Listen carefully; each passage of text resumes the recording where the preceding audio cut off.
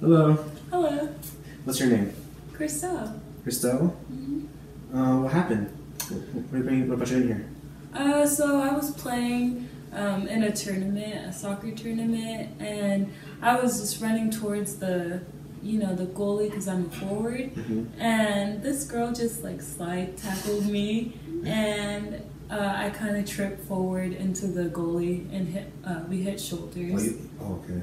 So you got slide tackled into the goalie? Yeah. Did you hit like front, or was it more like just the collision of like your head, or like how would you? Just like the front part of our shoulders. Front part of your shoulders? Yeah. Okay. Are you in a lot of pain right now? Yeah. On a scale of 1 to 10, 10 being like the worst pain you ever felt in your life, how would you describe that? I would say an 8.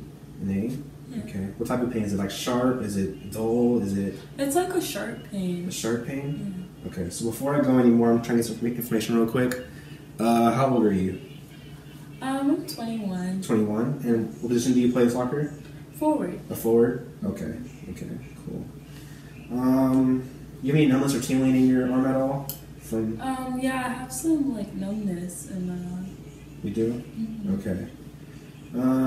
So is the pain just all in this general area, or if you had one spot to point to, what would it be? Like my shoulder. Just your shoulder? Yeah, my shoulder and like up, like closer, like over here. Okay. So at this point, I could kind of witness by the way that Christelle is guarding her arm, and also kind of like just the shyness of it, that she has some kind of possible fracture or dislocation in there.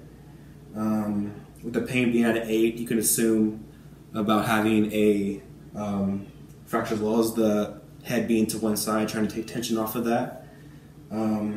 At this point, well, also I can see the clavicle at this point, it's kind of tenting, showing a little bit of that like possible fracture. So at this point, I'm going to start palpations and try and notice what part of the brain landmarks are showing fractures. So I'm going to start right here, the jugular notch, try and put my way up.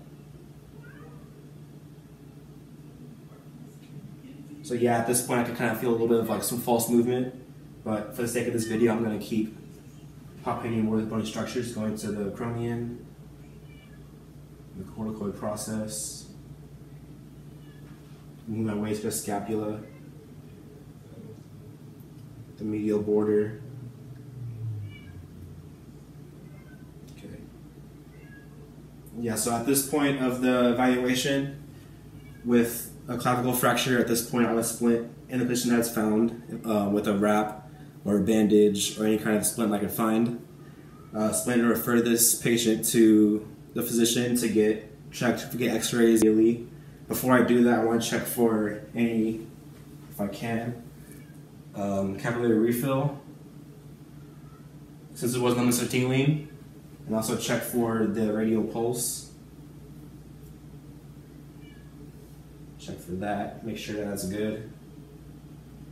Okay, so radial pulse and capillary refill are both showing. Can you move your fingers around? Is that okay? Yep. Yeah, move your wrist around. Good? Okay, cool. So at this point, you can say it's a clavicle fracture, and we plan to refer this patient to a physician.